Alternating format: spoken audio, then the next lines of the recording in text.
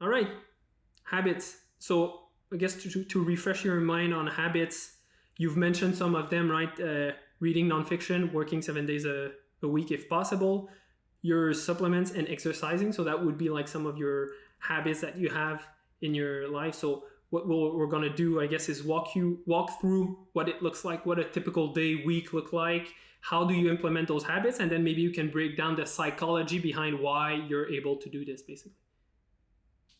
Sure. So, I mean, most days I'm up at 5:30 in the morning, which is not like crazy early for people who have regular jobs. But Mm-hmm. for a poker player, it's pretty damn early. So I'll be up at 5:30 in the morning. Mondays I have a meeting at 6 a.m. Every Monday. Tuesdays, for example, like right now I coach Lex every Tuesday at 6 a.m. And every Thursday at 6 a.m. So there's usually like either a meeting or some kind of coaching session, and my schedule's open at 6 a.m. and someone else will frequently book me at that time. So Monday, or most weeks, wake up 5:30, just get ready for the coaching session, and brush my teeth, get do the morning stuff, and then I'm probably actually before I get started, probably have like water with creatine, just because I've experienced that creatine helps me extraordinarily with fatigue. Like I'm not a doctor, but that's been my experience. Mm-hmm. So I don't really run on much sleep, and I don't really take days to like sleep in and catch up.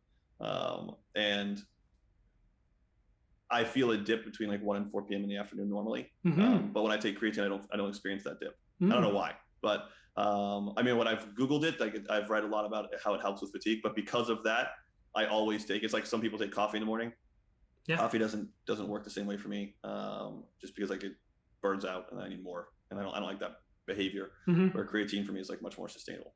So I wake up, I take creatine, then I'll start the coaching session. Coaching session will be at 6 a.m. 7 a.m. I usually have another session, and so that'll be like oftentimes that'll be like a community session. So our BBZ poker kind of like MTT sessions take place typically Monday to Friday at 7 a.m. Pacific. And they take place on Wednesday and Saturdays at different times, as there's two on those days. So Monday to Friday, those sessions happen. I'm going to do at least Monday. Oftentimes I'll do Monday and Wednesday, or Monday and Tuesday, or Monday and Thursday. And then very frequently, if anyone's sick or something, like I'll do Monday, Tuesday, Wednesday, Thursday if Yeah. so Right. if people are if people are gone. Uh-huh. So um, so yeah, so that's 6, and then 7, and then I'll usually have an 8 a.m. coaching session with someone. Wednesdays it would be like Evo, and other days it's just someone else. Wednesday, Evo books me the most at 8 a.m. Consistently. Oh, Joseph books me every Monday at 8 a.m. So 6, 7, 8, some kind of meeting, and then 2 hours of coaching sessions. 9 a.m. I'll take my daughter to preschool. 9:15 I'll be home. 9:15 to 10 a.m. usually Monday to Friday. I spend time with my wife. No, I'm sorry, Monday to Wednesday. I spend time with my wife. If it's not Monday to Wednesday, then I'll spend that time working in some way. It'll either be so yes, my wife works typically on Thursdays and Fridays. So Thursdays and Fridays, I might have a coaching session. Fridays I have a coaching session with a guy named Trot at 9:15. Uh, Thursdays, yeah, Thursdays I'll probably I might look over portfolio positions. I might do some reading about Mm-hmm. different positions I have, etc. So that's 9 to 10. 10 a.m. I'll have a coaching session most days of the week. 11, I get from 11 to 11:30. I have to myself, so that might mean like playing a little bit of Zoom to try to make sure I'm playing enough poker to move money around on various poker sites. I'd be playing fast forward, doesn't matter. But I have money that comes in on certain poker sites, and I have to transfer it to poker players because I Mm. finance and invest in poker players. So frequently I'll use some of that time to play. If I have 11 to 11:30 open, 11:30 I pick up my daughter from preschool. 12, depends if my wife's at home, then I might be doing like some kind of meeting. Oftentimes it'll be with Mac. If my wife's not at home, I'll make my daughter lunch, have lunch with her. Uh, and then then at that point, my day, so like from 6 to 12, like now, like things are pretty booked. And then from 12 p.m. onwards, things tend to open. Mm-hmm. So there might be meetings. I might decide that I need to play more poker. I might be running sims for the next day's sessions. Like if I for all of the sessions that I run, the sims are prepared before the session starts. I obviously can't do that the morning of. Mm-hmm. So at that point, at 12 p.m.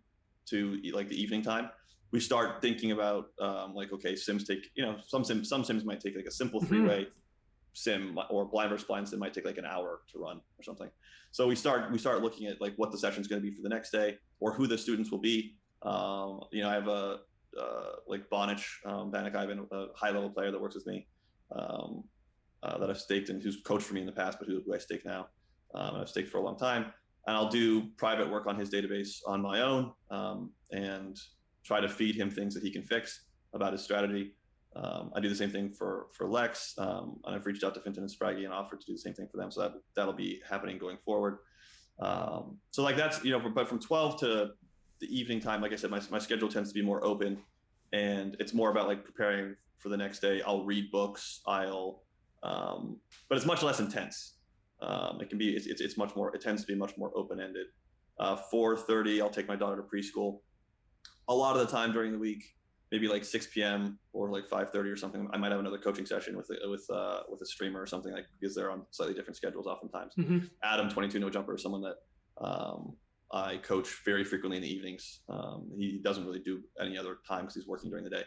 So, and then like, I'll just like unwind, spend time with my wife and daughter. But it all kind of, like I said, after those first 6 hours, so from 6 to 12, things start to get a lot more flexible with how I do them. But the things that have to happen are like, I have to run some sims for my future sessions. I have to analyze, some of my most important relationships, some of those players' games.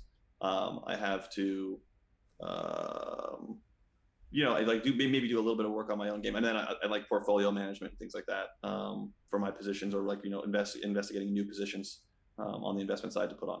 So that's kind of like, that's how my typical day looks, and it's pretty repetitive. So like my day would look the same pretty much Monday to Saturday. Okay. And then Sundays I'll either play, or I'll have like the whole day will be much more flexible because there's no coaching. Yeah. So Sundays are like a day off. But like obviously I have a session on Monday, so there's going to be some sims that get prepped if I don't play on Sunday. So based on everything that you've talked about your week, your schedule, I want to put the attention on that moment where noon hits and you have this flexibility that happens. And so that becomes kind of your decision point, right? Of, am I going to do something productive, or am I going to be procrastinate, for example? Like, I feel like for most people, this is the decision point, because from 6 to 12, what I almost understand is that you have no choice, right? You have to show up. Those things are scheduled. So that's correct. It's almost like, because you care enough about your company, like, of course you're going to show up. Like, there's no chance that you're just going to say, I don't feel like it. No, you're just going to... Exactly. So the decision point is this idea that here you have a decision to make. Am I going to be productive, or am I going to procrastinate, or like do something else? And what I understand from your situation, tell me if that's quite accurate, specifically on the business side of poker side, your schedule is filled enough that you have always something that you need to work on, prepare for. So you're basically shaping your environment so that you always have something that you need to do. So that keeps you going. That keeps your motivation going. Sure. Yeah, that's pretty accurate. I'm also in a very fortunate position. I really liked the staking and the coaching side of poker for that reason, because it breaks up the monotony of just having to play for like 16 hours in a row. If I want to work all day, that doesn't mean I have to play all day. I can play for like 3 hours. If I wanted to, I could play cash for 3 hours, and then I could study markets for a few hours if I wanted, and then I could coach people. And so like that makes it really easy for me not to procrastinate, because there's something in my day that I'll like doing that's still productive, which helps with not doing something that's like counterproductive or a waste of time.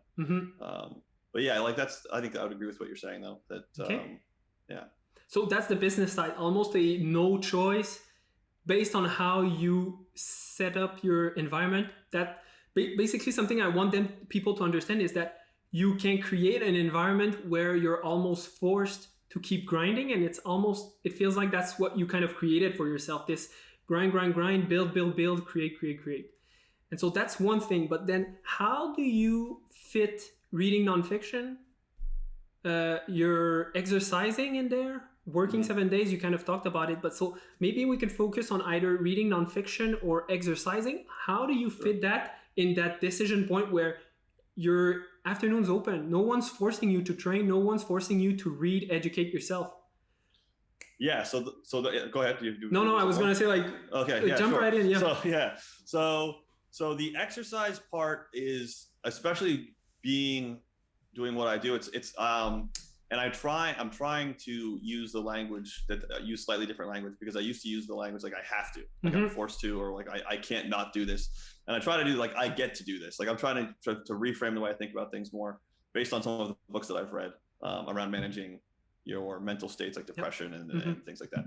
So I do get to exercise every day, but it's very important to me.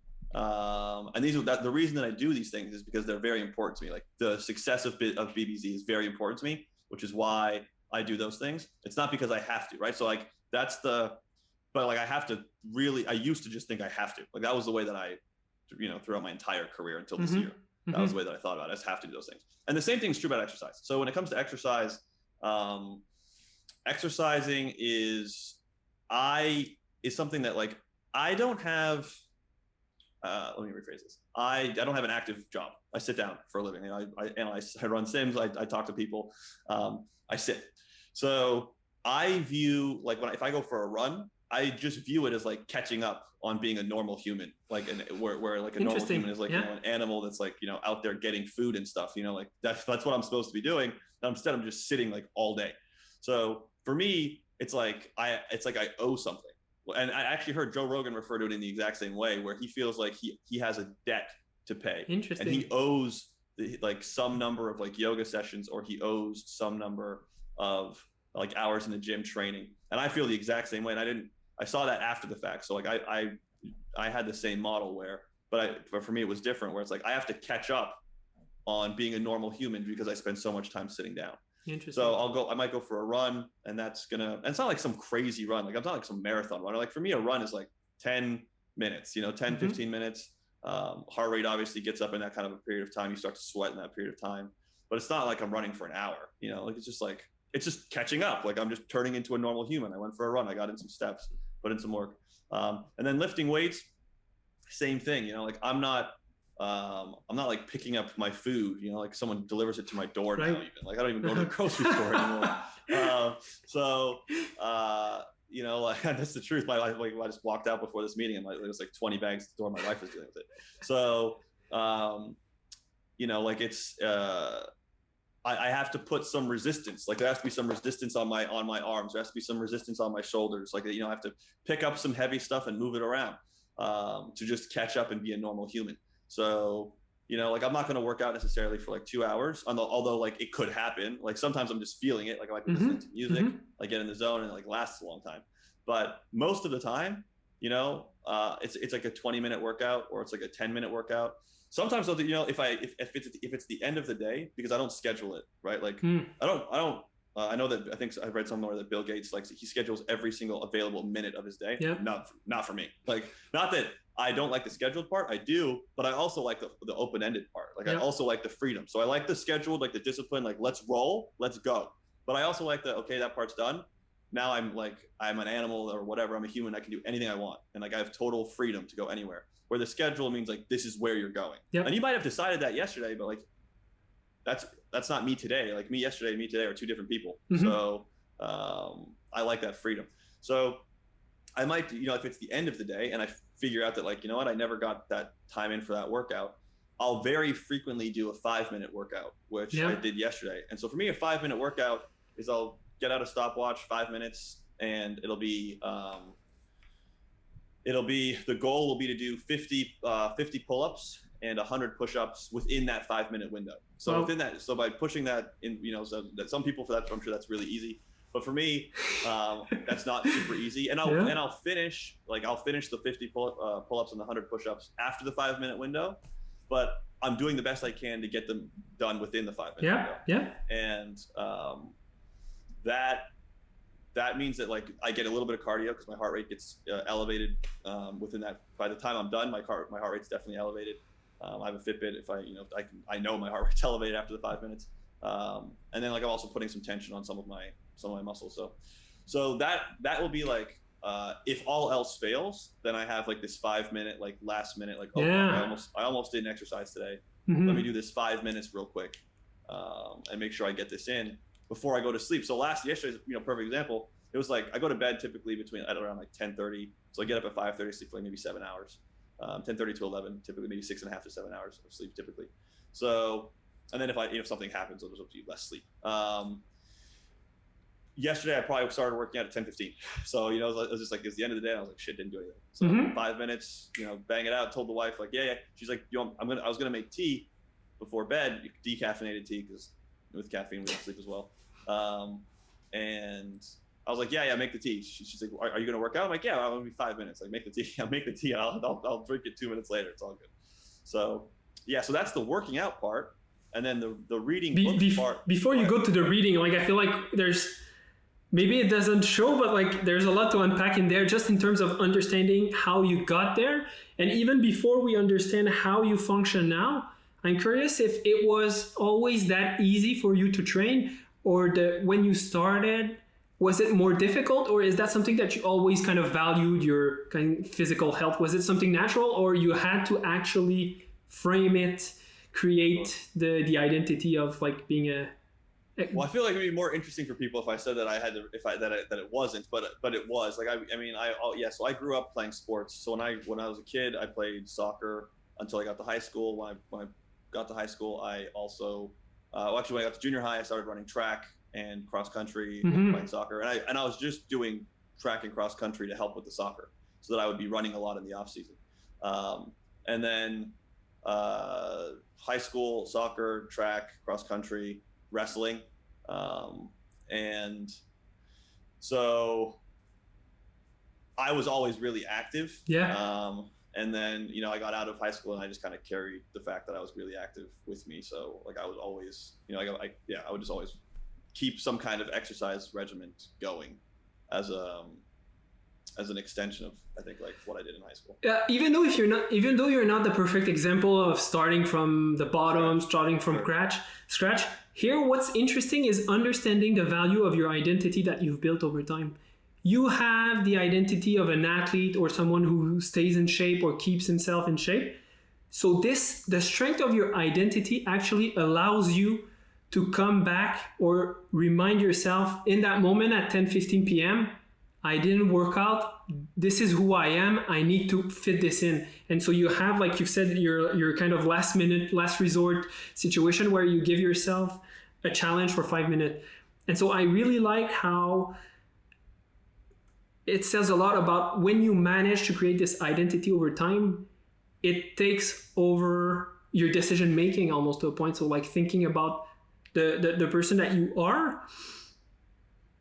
And so how do I want to, I guess, not make sense of this is basically when you think about habits, there are four laws based on James Clear's book, Atomic Habits. So make it obvious, attractive, easy, and satisfying. And so when I asked you if it was always the case that you were that good, my assumption was that maybe there was a point where it was more difficult. So you needed something obvious. So a notification or something, putting it in your schedule that tells you to get started. But sounds like for you, you don't even need a reminder because your brain tells you, even at 10:15, you didn't work out, you need to work out. Is that the case? That's correct, yeah. Yeah, okay. So making it obvious, probably not something that you need as much because of the strength of your identity. Now we get to making it attractive.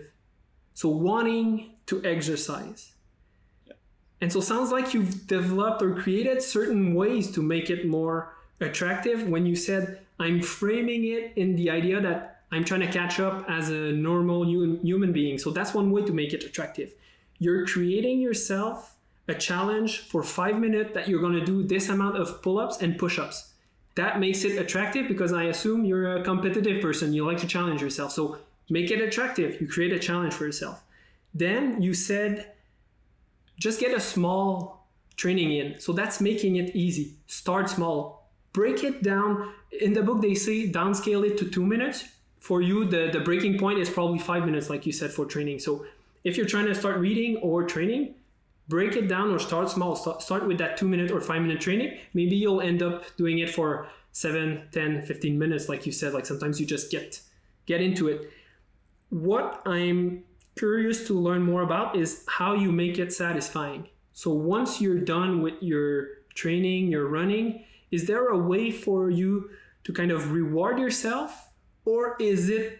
Oh yeah, no, just go ahead. Sounds like you had an answer there. So I do. So I think that with some things, especially if it's like, one more meeting that you really don't want to do or something like that, you need something that makes it satisfying. Like you need something that's like, what makes this worth it? But for exercising, and like I don't need that. Like the exercise, like the reward is like you feel much better. Like if it doesn't mean that there's never been like 3 days where I didn't exercise or something. I mean, there have been days where like I was sick, and then the next day, like, or maybe I was drinking too much in my past, and I was hungover or something, and I got off my schedule, and I went like 2 or 3 or 4 days or a week or something without exercising. That happens. So I feel a huge difference though when, especially like the older you get, like the faster you notice, like, wow, like I didn't work out for like 3 days and I just feel really crummy. Yep. So like the satisfactory feeling, like that feeling of being satisfied, like that for exercise specifically, like just in my experience, like just comes from actually doing it. Yeah. Like if you're really inactive, you just don't feel as good as when you're really active. I mean, like, and I think most people that like they almost know that intuitively. Like when they look at athletes, they're like, like there's a part of you knows that like that human walks around feeling better than you do. Like, that his energy levels, like if you look at, I don't know, like Conor McGregor in the past is an athlete people know, but like Dustin Poirier just smoked him. But like if you look at someone like a George St. Pierre or any athlete, whatever your sport is, right? Like you look at that guy and you're like, he walks around with confidence, or he's walking around but like walking around with confidence, what does that mean? It means he feels better. Yeah. Like those people are walking around feeling better than you do.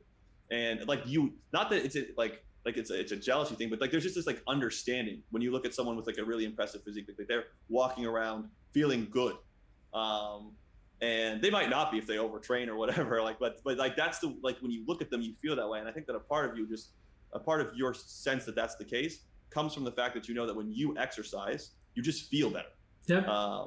And like, so I think that with exercise specifically, a large part of the satisfaction just comes from your body, like your sleep will be improved. Like you can, if you study sleep, you'll notice that like one of the best ways to improve the quality of your sleep is just to exercise for a very modest amount of time per day. So sleep's going to be better.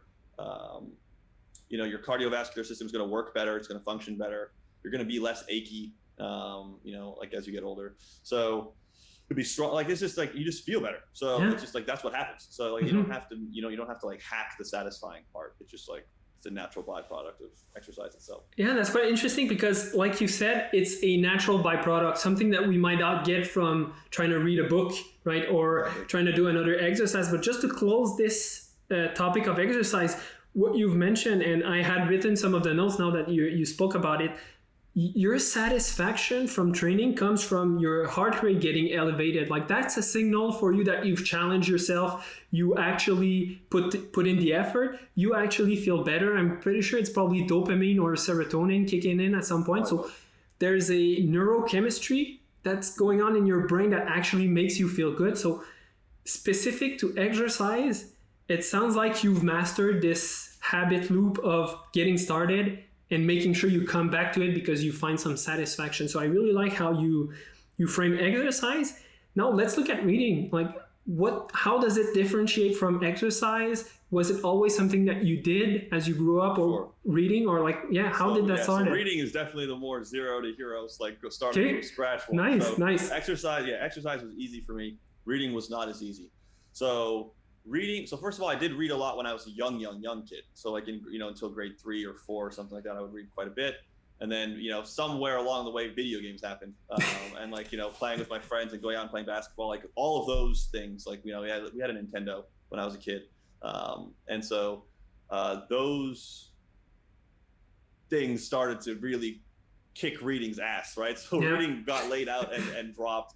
I wasn't a good student in school. I had like decent-ish grades, but I cheated a lot. So, and I didn't read. I didn't do my homework. I was the guy that was copying his buddy's homework like right before the class started. So I was not a model student. So yeah, so reading just was a zero, to be honest. By the time I was like 14 or 15, I was probably reading almost never. And then I started doing door-to-door sales. Like I started working when I was, I don't know, 18 or 19 or something like that, and didn't read then. And then I was playing poker, and there were books within poker because I wanted to get better. I think that I probably read like some poker book first. I don't remember which one it was. It might have been Applications of No Limit Hold'em. So I might have been playing poker for a little while before I read a book. But I was studying poker, like I was watching training videos on poker. So I wasn't reading at all pre-poker. And then I was watching a lot of motivational videos. So I was watching like a ton of motivational videos, and like I try to explain this to my wife, and because I don't think other poker players even like really understand. It's like Supernova Elite.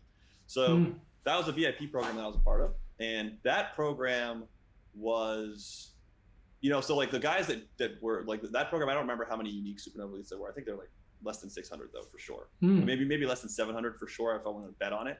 And you have like I saw like a presentation by someone else, and I fact checked the numbers. You have like more than 100. You have more than 100 million unique poker players. So you have like hundreds of millions. Like I think it's like 2 or something. Unique people that are actually like at least mildly interested in poker. Some business presentation that was given to me, I was like, really? And then I looked it up. I was like, wow. So like and then for people that are playing as much poker, that much poker, like you have less than 600 or less than 700, something like that. So very small program. Very very few people like wanted to play that much.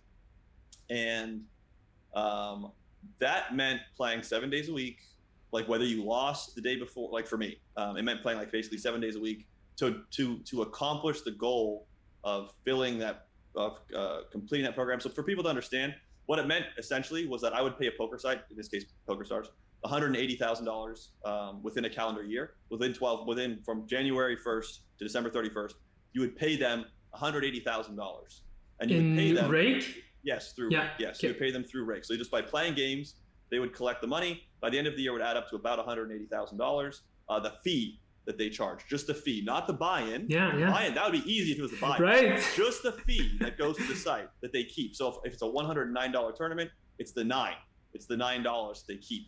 That number at the end of the year, if that added up to $180,000, they would give you back 2/3 of it, and there would be a small carryover for like a slightly higher percentage point basis on the next year as well, like a little bit of juice. So it would be very, but if you missed it, you basically got like nowhere close. You got like something like not even half of that. So it was like, you didn't miss. Like if you were gonna go for it, then you wanted to hit it. So it was like what that meant was, as long as I could pull that off, pay them $180K and break even in playing, at the end of the year, I'd get $120,000 in income. Yeah.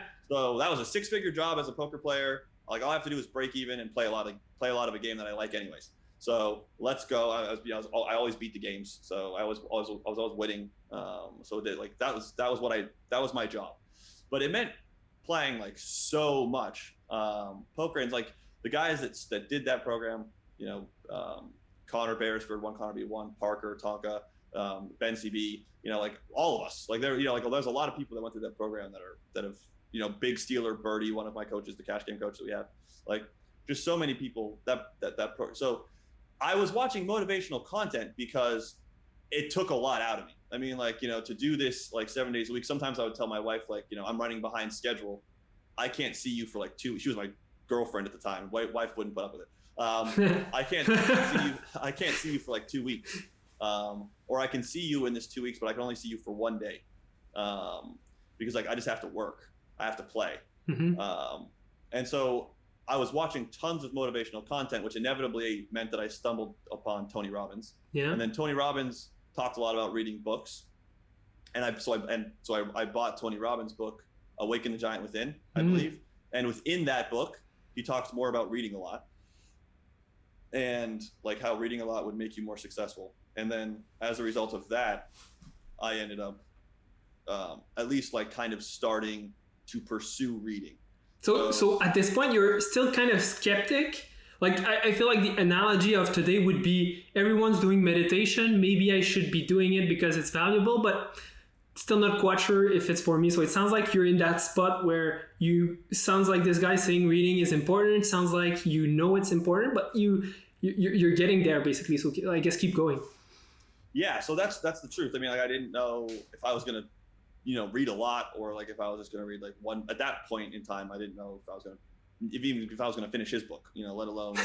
Right. And there's like an acronym that within the book, KNI, and which is like constant and never-ending improvement, which is what that meant, and like that resonated with me, and so yeah, so I finished the book, and then I just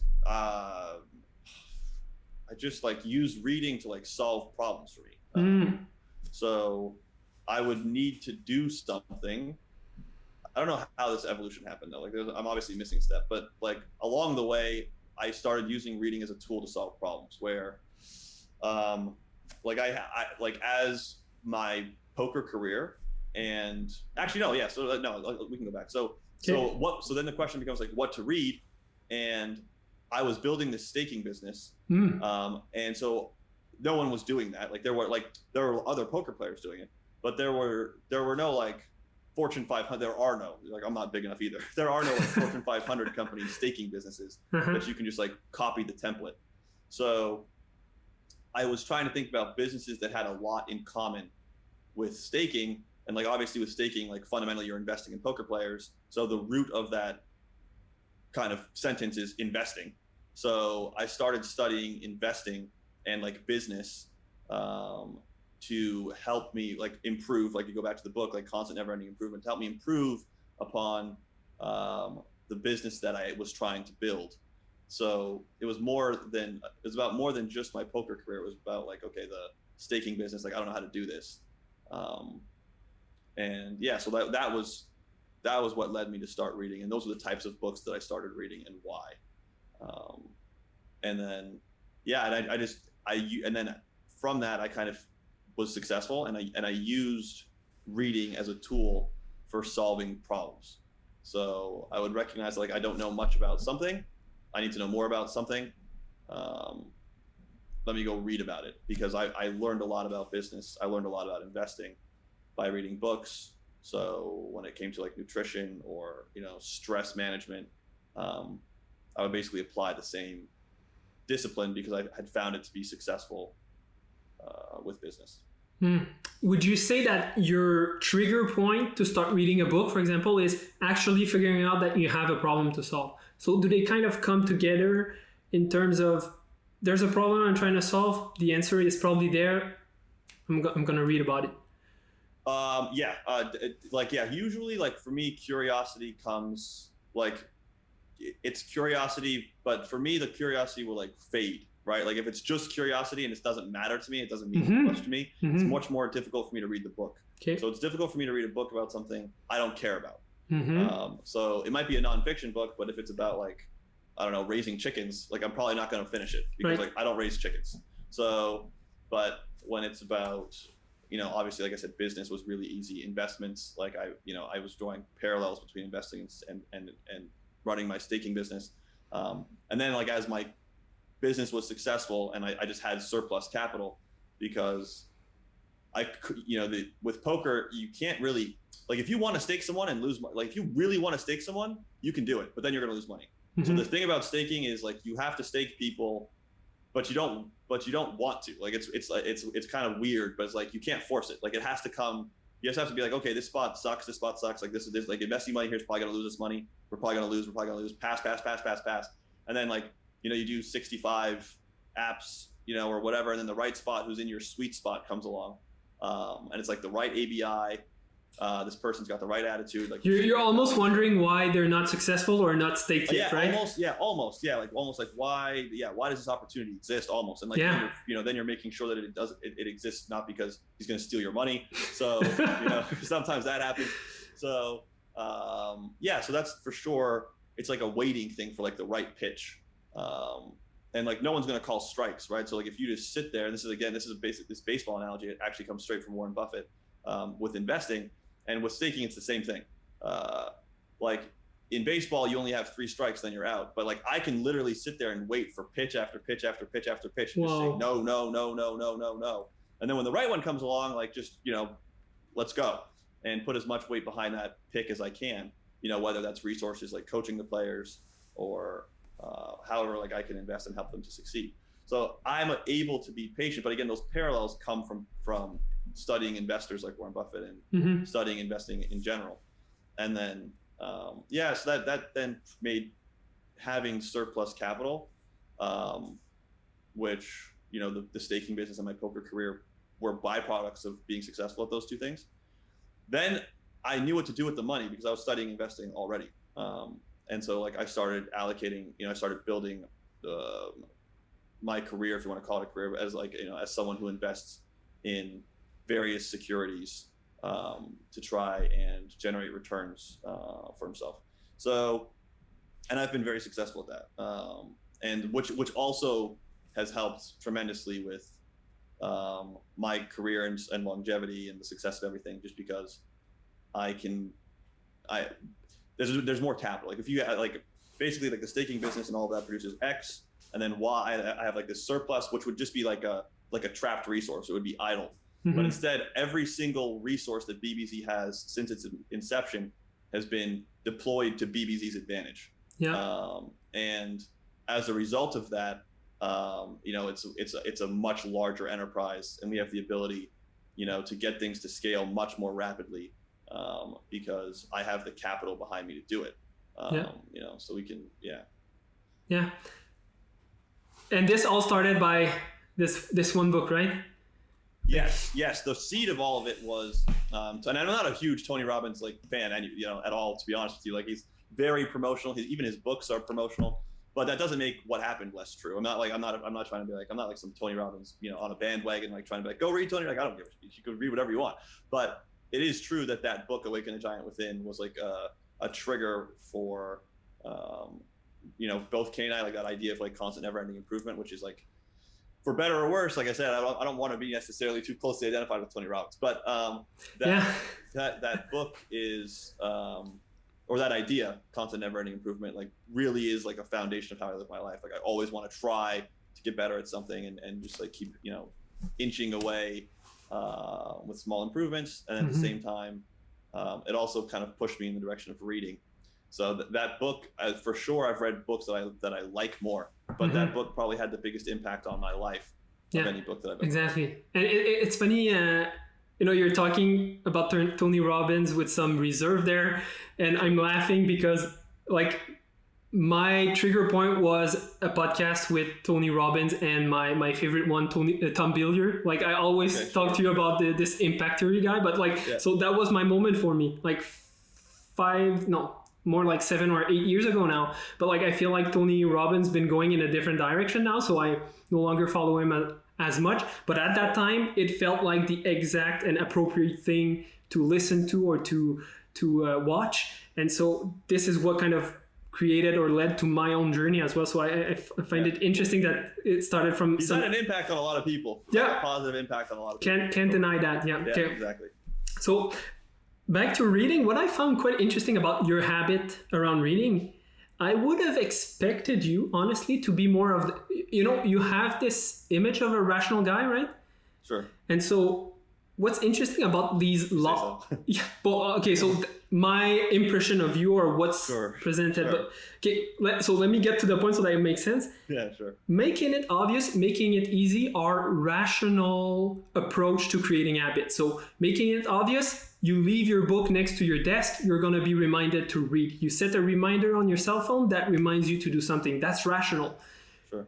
You start small, same thing, quite rational. Just start doing something until it becomes fun. But the 2 other rules or law, which are make it attractive and satisfying, are more cultivating your emotional side of something. So why you do something, do you care enough to do something, and is it satisfying enough for you to do something? So there's a clash between these 2 kind of approach to building a habit. But when you're talking about reading, what seems to be coming out of it is it's attractive for you to read because it's a way for you to solve problem. So there's a deep why, there's a deep purpose behind why you're reading.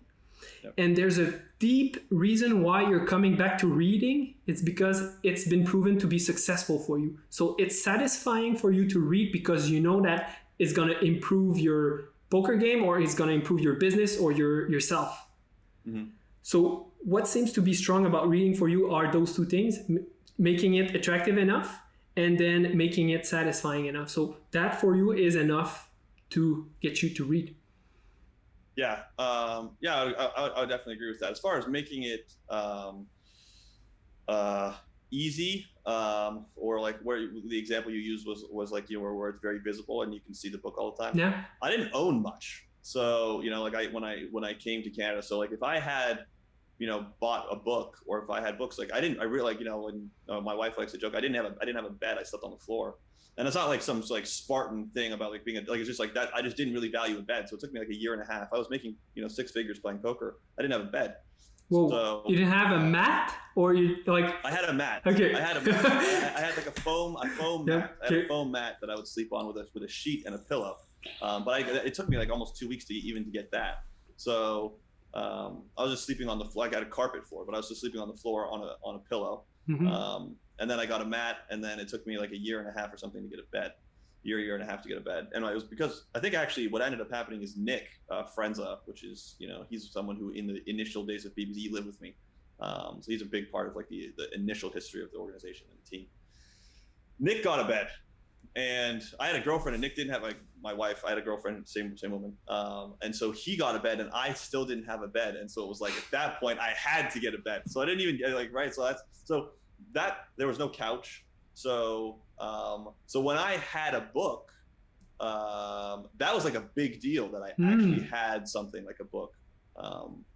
And so for me, the book, like owning a book or owning 6 books or whatever it was, they were all very visible because there's nowhere for them to hide. There was no couch to put them under.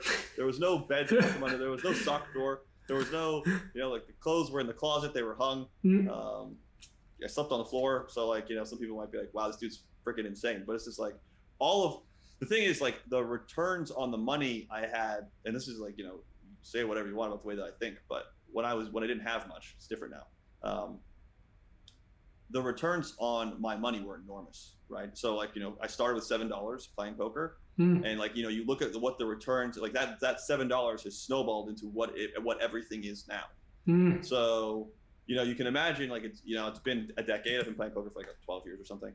So, to go from $7 to, you know, 8 figures is like, that's a lot of snowballing. Yeah.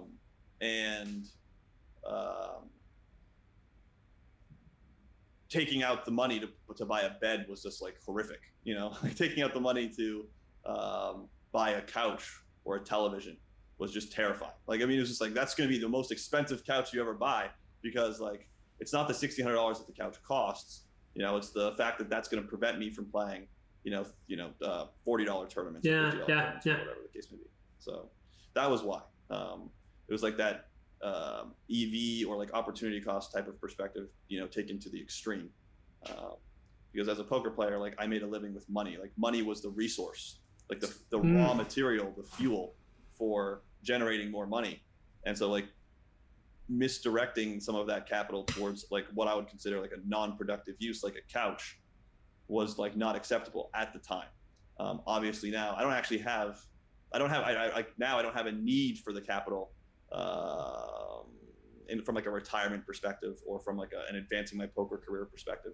So the capital is a lot less valuable to me, and so it can be, you know, directed towards things like painting my office, you know, much more easily, or a bookcase or a television. But it's more like a discipline thing than a rational thing. Because initially you said, you know, I'm very, you know, you have a reputation or whatever it is of being rational. And my brother would say that I'm not that rational too. My brother would be like, you know, but he would say that I'm extraordinary. Like, I have something wrong with me when it comes to discipline, like the ability to, this is what it needs to be done.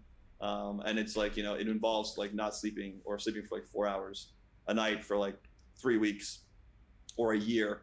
But like, the thing that we need to get done is so important to me that like the amount of suffering that I go through in the interim is like irrelevant.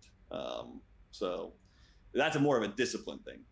I don't know if I'm much more rational than most people, but for some reason, yeah, I think that's a good way to put it. Actually, you're kind of changing my not necessarily changing my perspective because it was already changing, but I mean like just using the word discipline instead of rational, because they seem quite similar, because I feel like people that tend to be rational will be more disciplined because they are able to remove the emotional side of things.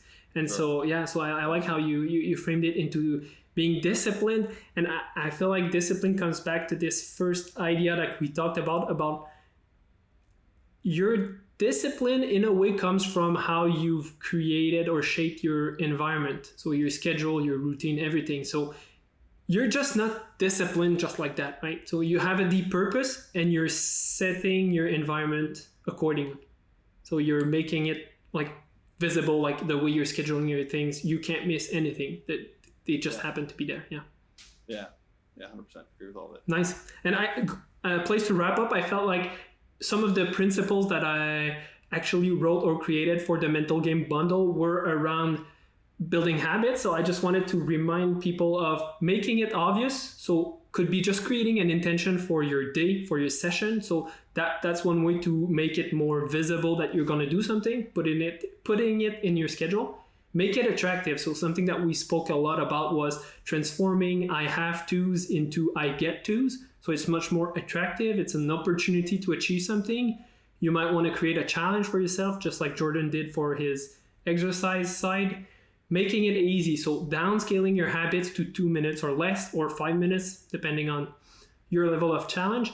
But my personal favorite about making something satisfying, if you ever end up missing one day, make it your priority the next day. So never miss twice. And I feel like if you actually attach your reputation to never missing twice, I feel like that can be satisfying enough to just know that you're allowing yourself to slip up, right? We're going to miss a day or two sometimes, but make sure you come back the next day and you pull it off. And I feel like that's powerful and satisfying enough. For sure. Yeah, that's awesome. Yeah.